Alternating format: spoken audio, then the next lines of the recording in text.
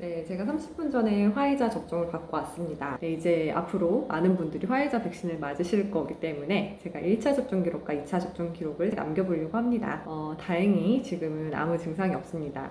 같이 접종을 받았던 간호사 선생님은 예전에 항생제 주사 쇼크도 있었던 사람이고 마취 주사 알러지도 있는 사람인데 다행히 지금 별일 없이 무사히 잘 돌아왔고요.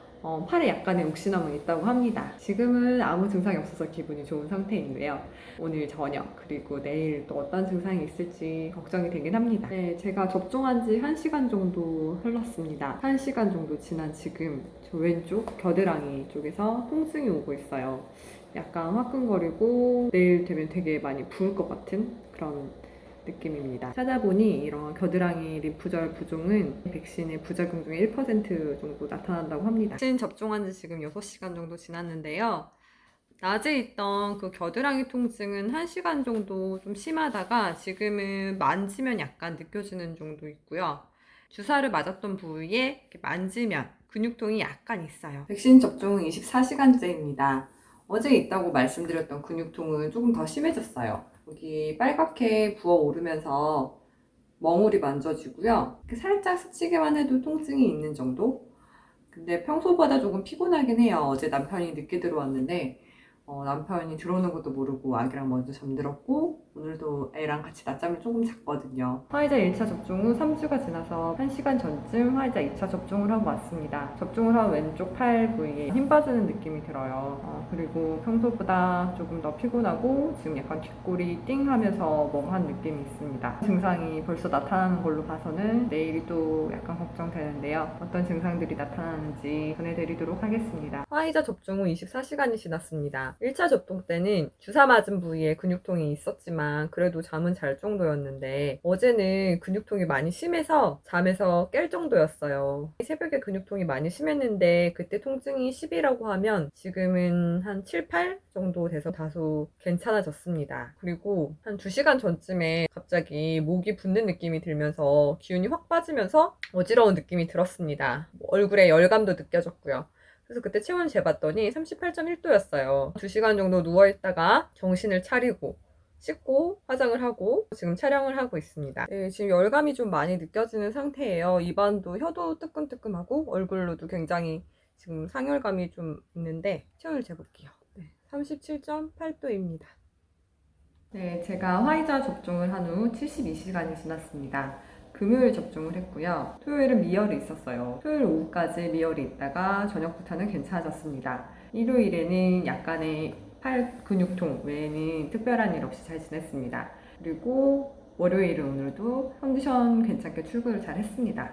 네, 제가 화이자 2차 접종까지 마친 지 약 한 달의 시간이 지났습니다. 3일 정도 피로감과 근육통이 있었던 것을 제외하고는 이상이 없이 지나가는 듯 했으나 제가 원래는 생리통도 없는 사람입니다. 그런데 한 3일 정도 배란통이 있었어요. 그 생리 올 때처럼 아랫배가 살살 아프더라고요. 저와 같은 증상을 느끼셨던 분들이 많이 계신 것 같았어요. 그리고 보고되진 않았지만 자잘한 부작용들도 많이 있는 것 같습니다. 저희 병원에도 백신 접종하고 가슴에 두근거림이 생겨서 한 달째 불편해서 오시는 분도 계시고요.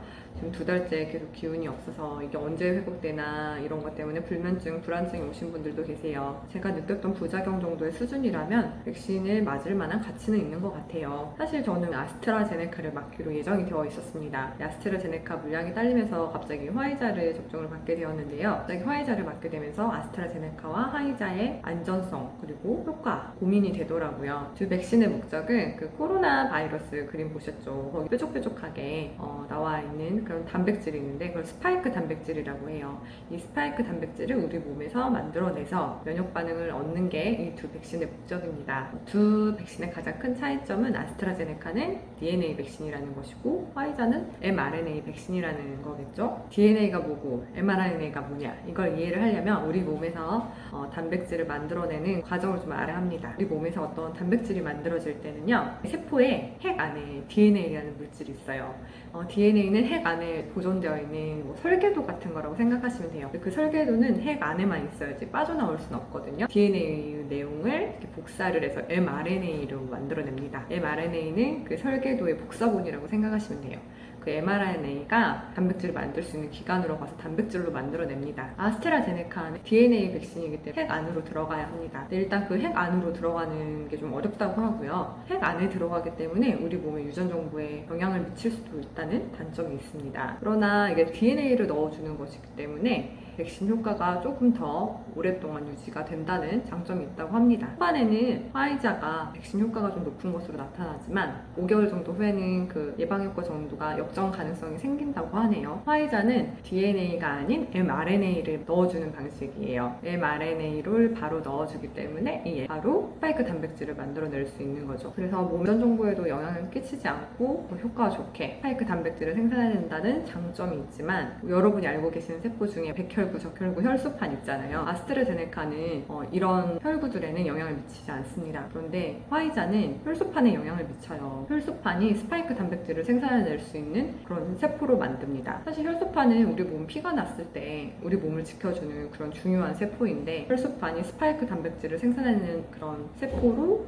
어떻게 보면 전락하게 되는 거죠. 그래서 1차, 2차 뭐 이렇게 커다란 부작용 없이 잘 지나갔지만 혈소판에 직접적으로 작용을 함으로써 어떤 문제가 생길 수 있을지 가늠을 할 수 없다는 문제가 있어요. 왜냐면 mRNA 백신이 새로 시도되는 새로운 방식이기 때문입니다. 만약에 우리 몸이 스파이크 단백질을 생산해내는 혈소판이 이게 나쁜 세포다라고 인식을 해버리면 물론 가능성이고 가설이지만 큰일이 날 수도 있거든요. 지금 이제 3차 부스터 샷을 맞아야 된다고 하는데 동일한 자극에 반복해서 노출이 되면 그 반응이 예민해질 수 있습니다. 저도 남편도 백신 접종을 받긴 했지만 아마 3차 부스터 샷까지 맞을 것 같긴 하지만 계속해서 이렇게 백신을 맞아야 되는 상황이 온다면 좀 고민이 더 많이 될 것 같아요. 앞으로 백신을 맞으실 여러분들 부작용이 없으시길 바라고요. 있다고 하더라도 거뜬히 이겨내시길 바랍니다. 안민살론 초창기 때부터 MT 가자고 했는데 아직 한 번도 못 갔어요. MT 꼭 가는 그날이 빨리 왔으면 좋겠습니다.